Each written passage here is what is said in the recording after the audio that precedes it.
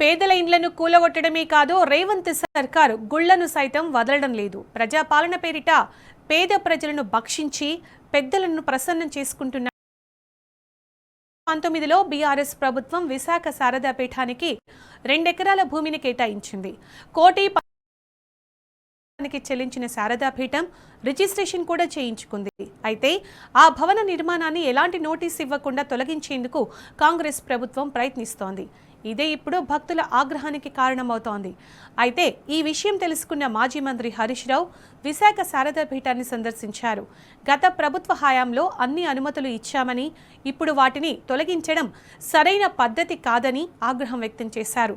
అన్ని అనుమతులు ఉన్నా నిర్మాణాలను తొలగించే అర్హత ప్రభుత్వానికి ఎవరిచ్చారని ఆయన నిలదీశారు. పాలన ఎట్లా తయారైందంటే విపరీత కాలే వినాశ బుద్ధి. ఇవాళ అడ్డగోలు వ్యవహారాలకు రేవంత్ రెడ్డి గారి ప్రభుత్వం పాల్పడతా ఉంది.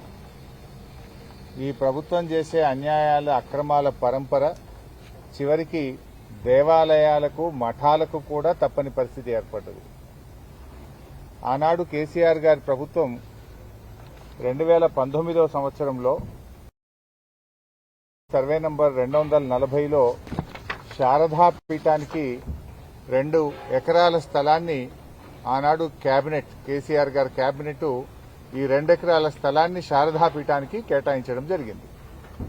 అయితే శారదా పీఠం ఆ 2 ఎకరాల స్థలాన్ని కేటాయిస్తే వారు దాదాపు 1,05,00,000 రూపాయలు చెల్లించి ఈ ల్యాండ్ను రిజిస్ట్రేషన్ చేసుకున్నారు. ప్రభుత్వానికి చట్టబద్దంగా 1,05,00,000 రూపాయలు డబ్బు చెల్లించి రిజిస్ట్రేషన్ చేసుకున్నారు. అంతేకాకుండా దాదాపు 23 లక్షల రూపాయలు చెల్లించి హెచ్ఎండిఏ నుంచి అన్ని అనుమతులను కూడా శారదాపీఠం తీసుకోవడం జరిగింది. మరి ఇక్కడ చక్కటి దేవాలయాన్ని, శారదా స్వరూప రాజశ్యామల అమ్మవారి దేవాలయాన్ని నిర్మించారు. ఈ దేవాలయంలో ప్రతిరోజు పూజలు జరుగుతూ ఉన్నాయి. ఈ దేవాలయ ప్రారంభోత్సవంలో పెద్ద స్వామీజీ గారితో పాటు అనేక మంది హైకోర్టు న్యాయమూర్తులు, ఎంతో మంది ఉన్నత అధికారులు, భక్తులు అందరి సమక్షంలో ఈ దేవాలయ ప్రతిష్టా కార్యక్రమం జరిగింది. మరి ఆ రోజు నుంచి ఈ రోజు వరకు కూడా ప్రతిరోజు పూజా కార్యక్రమాలు ఇక్కడ జరుగుతూ ఉంటాయి. శారదాపీఠం ఆధ్వర్యంలో హైదరాబాద్లో దాదాపు 16 దేవాలయాలు నడుస్తున్నాయి. లక్షలాది మంది భక్తులు హైదరాబాద్లో ఉన్నారు. మరి శారదాపీఠం వైజాగ్లో ఉంటే హైదరాబాద్లో కూడా శారదాపీఠాన్ని నిర్మించాలని చెప్పి ఆనాడు కేసీఆర్ అద్భుతమైనటువంటి పీఠం ఇక్కడ నిర్మాణమైపోయింది. స్వామీజీ గారు కూడా ఇక్కడే నివసిస్తూ ఉన్నారు. దేవాలయ నిర్మాణం కూడా పూర్తయిపోయింది. ఇక్కడ ఒక గోశాల నిర్మాణము, నిత్య అన్నదాన కార్యక్రమము, ఇవన్నీ ఇక్కడ నిర్మిస్తా ఉన్నారు. వేదం ఎక్కడుంటే అక్కడ మరి ఆ రాష్ట్రం సుభిక్షంగా ఉంటుంది. ఒక వేద పాఠశాల, ఒక గోశాల, అమ్మవారి ఆలయము, నిత్య అన్నదాన కార్యక్రమము, ఇవన్నీ జరగడం రేవంత్ రెడ్డి గారు నీకు ఇష్టం లేదా అని నేను అడుగుతా ఉన్నా. ఎందుకు ఈ దేవాలయాన్ని కూల్చాలనుకుంటున్నావు, ఎందుకు ఈ మఠాన్ని కూల్చాలనుకుంటున్నావో నేను ఈరోజు అడుగుతా ఉన్నాం. అంటే కేసీఆర్ గారి ఆనవాళ్లు మారుస్తా అంటే కేసీఆర్ గారు కట్టిన గుళ్ళు కూలుస్తావు, కేసీఆర్ గారు హయాంలో నిర్మించిన మఠాలను కూడా కూల్చడమేనా నువ్వు ఆనవాళ్లు మార్చడం అంటే? నువ్వు ఏం చేయదలుచుకున్నావు? మఠాలు కూల్చేస్తావు, ఆలయాలు కూల్చేస్తావు, ఇక ఇవి కూల్చడమేనా నీ పాలన? నిన్న ఖమ్మంలో పేదల ఇళ్లు కూల్చావు, హైడ్రా పేరిట హైదరాబాద్లో ప్రజల బతుకులు కూల్చావు. ఏ కూల్చడం తప్ప నీ జీవితంలో ఇంకేం రాదా? పేదల ఇల్లు కూల్చడము, మఠాలు కూల్చడము, దేవాలయాలు కూల్చడమే తప్ప నీ పాలనలో నిర్మాణం లేదా అని నేను అడుగుతా ఉన్నా. ఎందుకు ఇలా శారదాపీఠం వెంటబడ్డావు? ఇంకెక్కడ స్థలం లేదా నీకు? నిన్న ఖమ్మంలో నిరుపేద ఇళ్లను నిర్దాక్షిణ్యంగా కూలగొట్టిన రేవంత్ సర్కార్ ఇప్పుడు గుళ్లపై పడ్డది. దేశంలోని విశిష్టమైన విశాఖ శారదా పీఠానికి 2019లో నాటి బీఆర్ఎస్ ప్రభుత్వం 2 ఎకరాల భూమిని కేటాయించింది. ఆ భూమిలో ఆలయ నిర్మాణ పనులు కూడా మొదలయ్యాయి. ఇప్పుడు ఆ భూమిపై హస్తం సర్కార్ కన్నేసింది. ఎలాంటి నోటీస్ ఇవ్వకుండా చేజెక్కించుకునేందుకు కసరత్తు చేస్తోంది. ఈ నేపథ్యంలో విశాఖ శారదా పీఠం ఇప్పుడెలా ఉంది? అక్కడి పరిస్థితి ఏంటి? మా ప్రతినిధి రంజిత్ అందించే గ్రౌండ్ రిపోర్ట్లో చూద్దాం.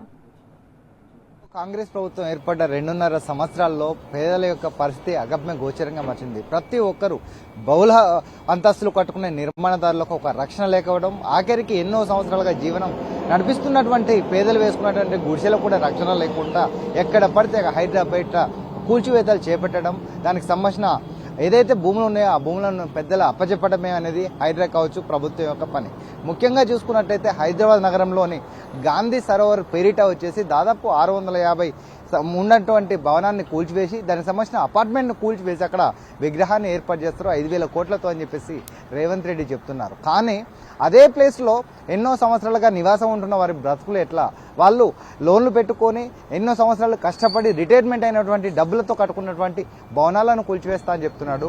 మరోవైపు చూస్తున్నట్లయితే ఖమ్మంలో దాదాపు ఎన్నో ప్రభుత్వాలు మారినా, ఎంతమంది ముఖ్యమంత్రులు మారినా వాళ్ళ బతుకులు మారక కనీసం అక్కడ డబుల్ బెడ్రూమ్లు కూడా ఏ ప్రభుత్వం ఇవ్వలేదని ఆపోవడంతో గతంలో చూసుకున్నట్లయితే కాంగ్రెస్ ప్రభుత్వం ఉన్నప్పటి నుంచి అక్కడ ఉంటున్న వాళ్ళందరి యొక్క ఏదైతే ఆ భూములు ఉన్నాయో ఆ భూములను తీసుకొని కూల్చివేతలు చేపట్టేసి నడి రోడ్డు పైన చేసింది రేవంత్ రెడ్డి సర్కార్. దేశంలో ఎక్కడ లేని విధంగా హైదరాబాద్ నగరంలో శారద పీఠాధిపతి ఉండాలి, దాంతో పాటుగా రాజశ్యామల గోపురం కావచ్చు, దానికి సంబంధించిన దేవాలయం కూడా ఉండాలని ఒక దానితోనే కేబినెట్ నిర్ణయం తీసుకొని ఏదైతే ఆ దేవాలయం ఉందో దేవాలయానికి 2 ఎకరాల భూమిని కూడా కేబినెట్ నిర్ణయం తీసుకొని కూడా అప్పచెప్పారు. రిజిస్ట్రేషన్ ఏదైతుందో రిజిస్ట్రేషన్ కూడా శారదీ పీఠానికి సంబంధించిన వ్యక్తుల పైన ఉంది. దీనిని కూల్చివేతలు చేపడతామంటారు. దీన్ని ఎలా చూడొచ్చు?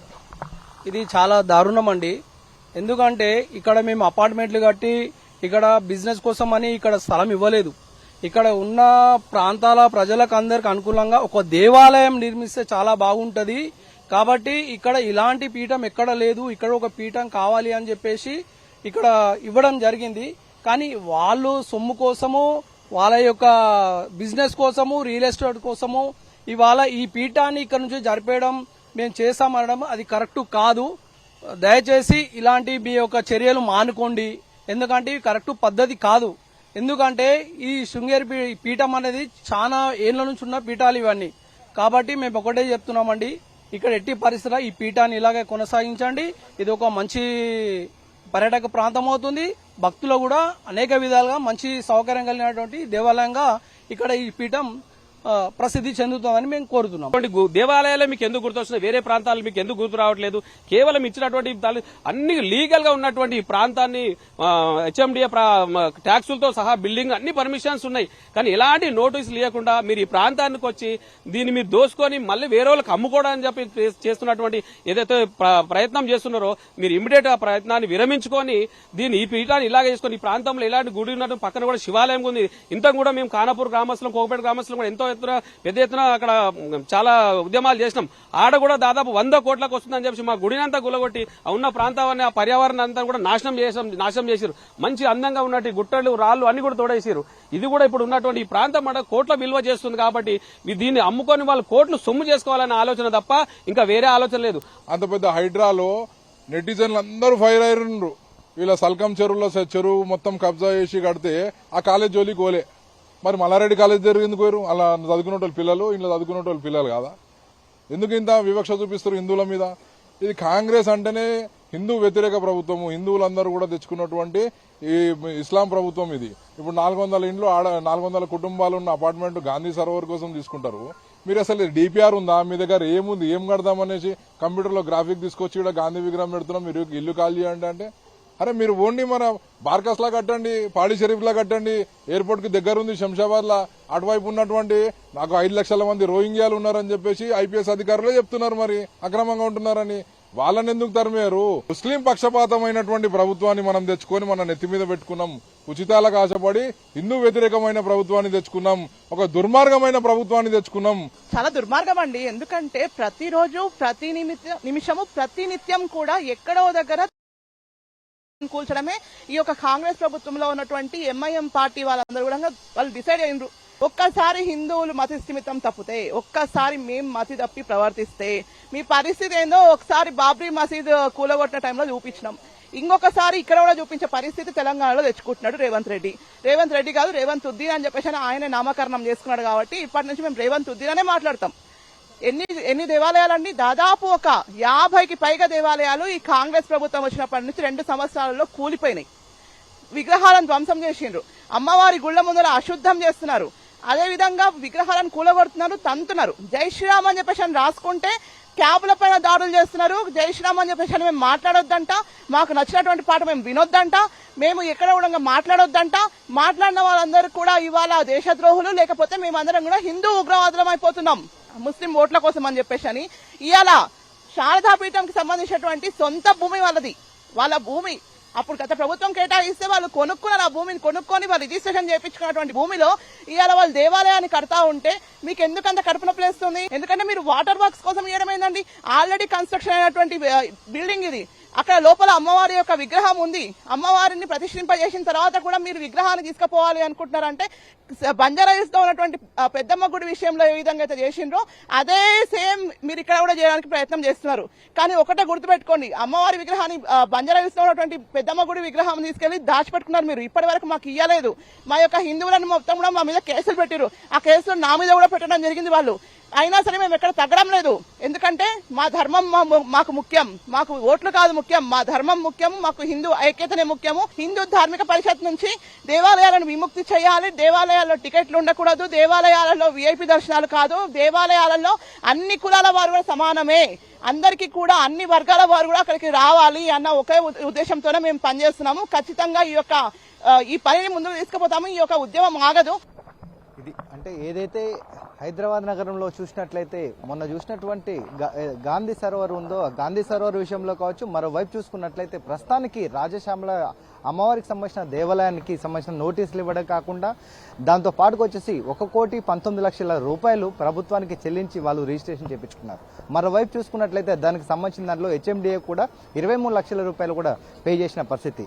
మరోవైపు జిహెచ్ఎంసీ ద్వారా వాళ్ళు కట్టుకున్నటువంటి భవన నిర్మాణానికి కూడా 19 లక్షలు కట్టేసి దానికి సంబంధించిన భవన నిర్మాణాన్ని చేపడితే అన్ని ఆధారాలు, దానికి సంబంధించినటువంటి పట్టాలు కావచ్చు, దానికి సంబంధించినటువంటి రిజిస్ట్రేషన్లు అన్ని పర్ఫెక్ట్ ఉన్నప్పటికీ కూడా కేవలం కోట్ల రూపాయలు పలుకుతుంది అండ్ 100 కోట్ల రూపాయలు పలుకుతున్నటువంటి భూములను తీసుకొని దాని పక్కన ఉన్నటువంటి వాళ్ళ అల్లుడికి సంబంధించినటువంటి మైనింగ్ కు దారాదత్తం చేయాలన్న ఆలోచనతోనే రేవంత్ రెడ్డి చేస్తున్నారని కూడా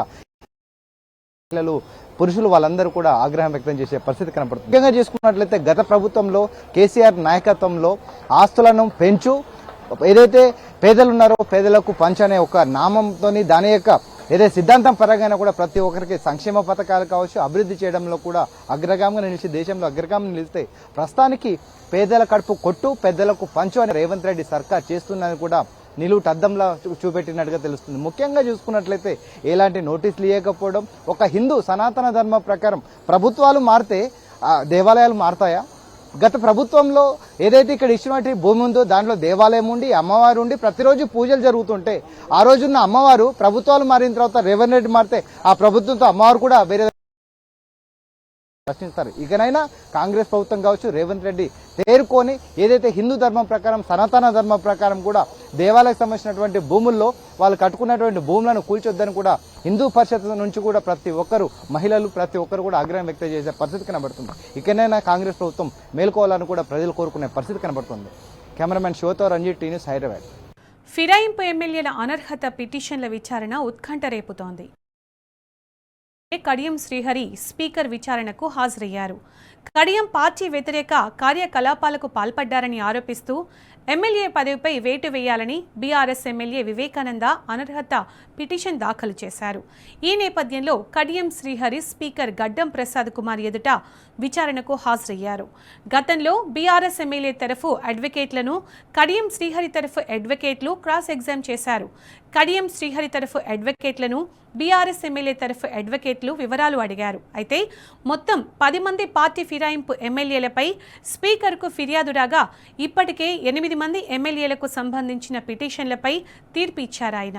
దానం నాగేందర్, కడియం శ్రీహరిలపై దాఖలైన పిటిషన్లపై మాత్రమే విచారణ పెండింగ్లో ఉంది. విచారణకు రావాలని స్పీకర్ కార్యాలయం నిన్న దానం నాగేందర్కు సమాచారం ఇచ్చినా ఆయన హాజరు కాలేదు. దీంతో దానం విచారణను మార్చి 2కు మరోసారి వాయిదా వేశారు స్పీకర్. దానం నాగేందర్పై దాఖలైన పిటిషన్పై విచారణ ముగించిన తరువాత కడియం, దానంకి సంబంధించిన పిటిషన్లపై స్పీకర్ తీర్పు ఇచ్చే అవకాశం ఉంది.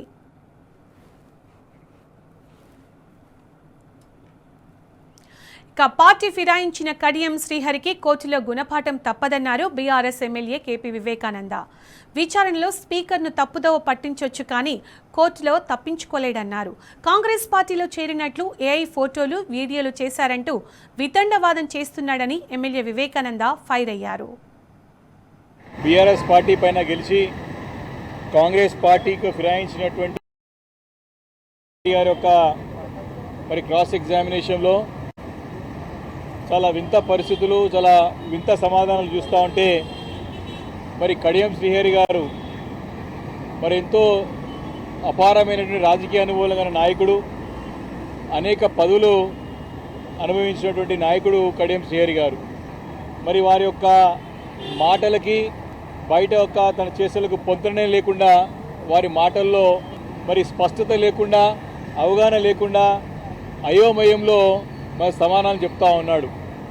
పార్టీ ఫిరాయించి బుకాయింపులు చేస్తూ ఉన్నాడు. లోపల బయటనేమో తొడగొడతా ఉన్నాడు, లోపలనేమో పిల్లిలాగా మారిపోయినాడు. అడ్వకేట్ అడిగే సమాధానానికి చాలా మటుకు నాకు గుర్తులేదు, వయసు పైరబడ్డది కాబట్టి మతిమరుపేమో ఎక్కువైపోయిందేమో అని చెప్పి అర్థమవుతా ఉన్నది. చాలా స్పష్టంగా మీ పైన 2 సంవత్సరాల నుంచి కూడా పార్టీ ఫిరాయించరని చెప్పేసి పేపర్లలో, అనేక ప్రముఖ ఛానళ్లలో, సోషల్ మీడియాలో ప్రసారం అవుతా ఉన్నదని చెప్తే వారికి ఏమని సమాధానం చెప్తా ఉన్నాడంటే అవన్నీ వాస్తవాలు కాదు కాబట్టి నేను వాటిపైన స్పందించలేనని చెప్తా ఉన్నాడు. మీ పైన పార్టీ ఫిరాయించరు కాబట్టి అనర్హత పిటిషన్ పడ్డది మీ పైన. దానిపైన మీ సమాధానం ఏంటంటే వారు బీఆర్ఎస్ పార్టీ వాళ్ళు నేను పార్టీ మారినా అని చెప్పి అపోహలో ఉన్నారు కాబట్టి కేసు వేసారని చెప్పి సమాధానం చెప్తా ఉన్నారు కడియం శ్రీహరి గారు. అంటే కడియం శ్రీహరి యొక్క నిజ స్వరూపం ఈరోజు బయటపడ్డది.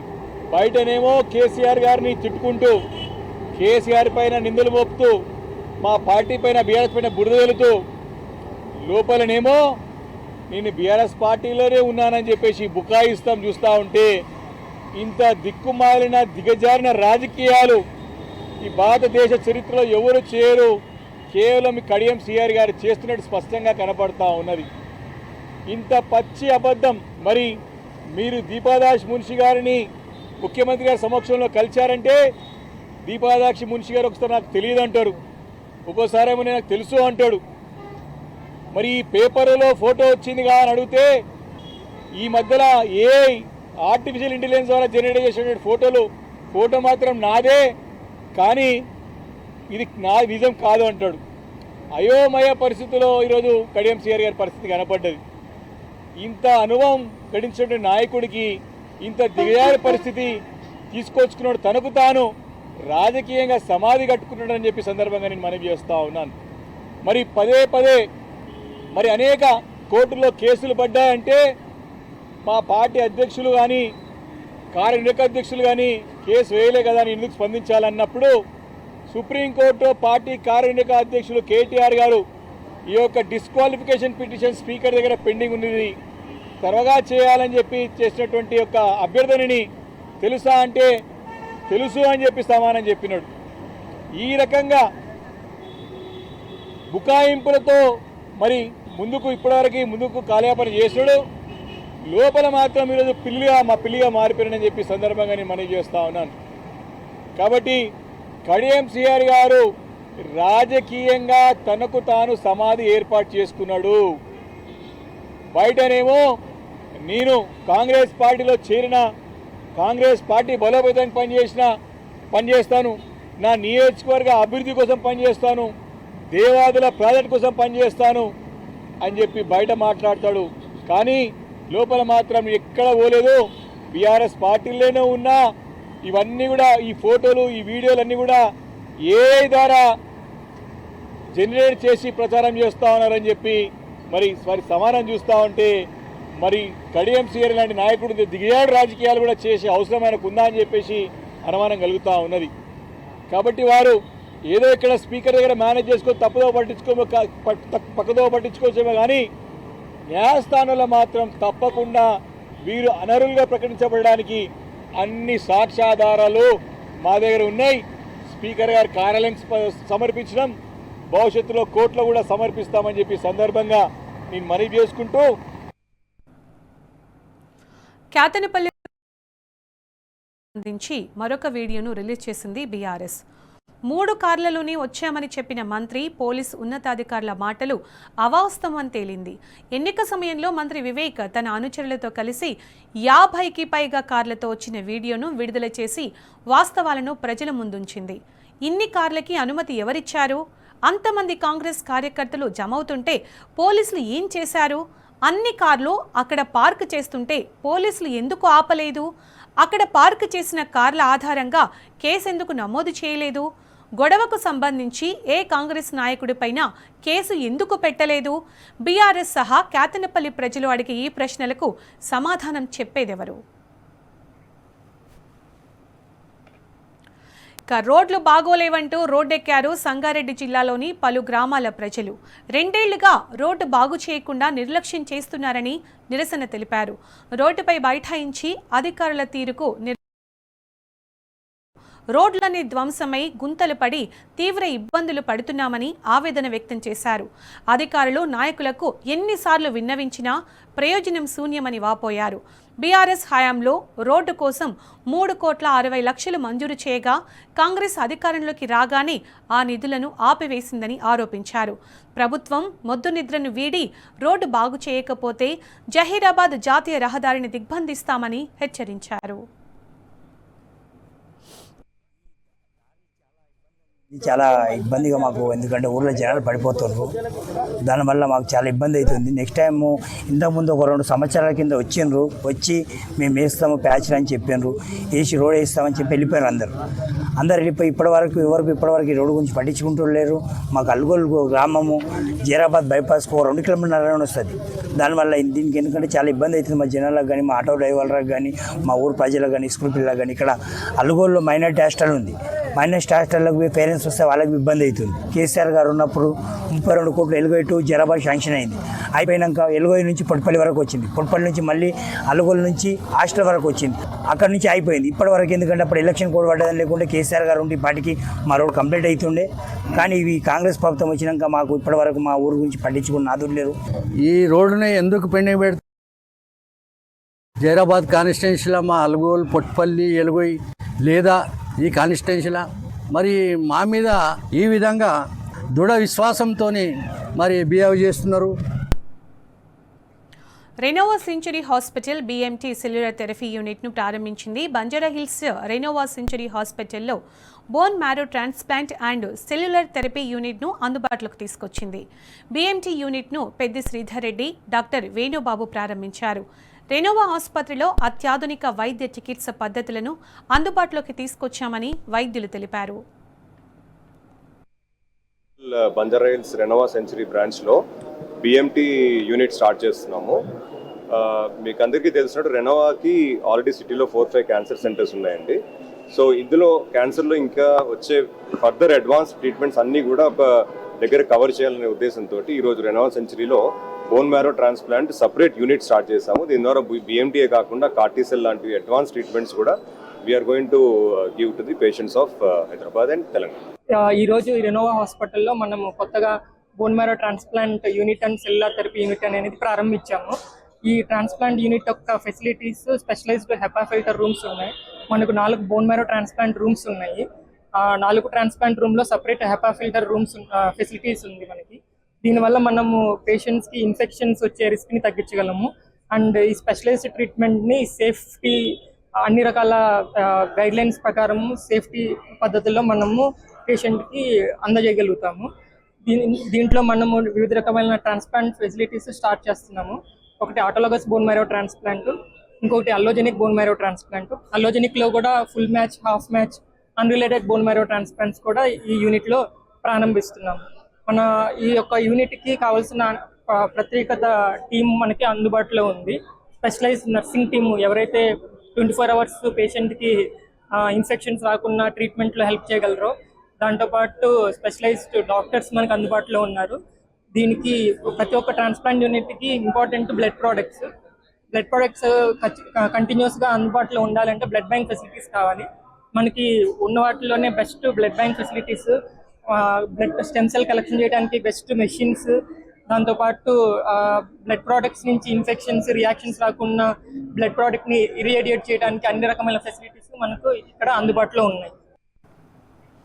ఇవి బులెటిన్ విశేషాలు. నమస్తే.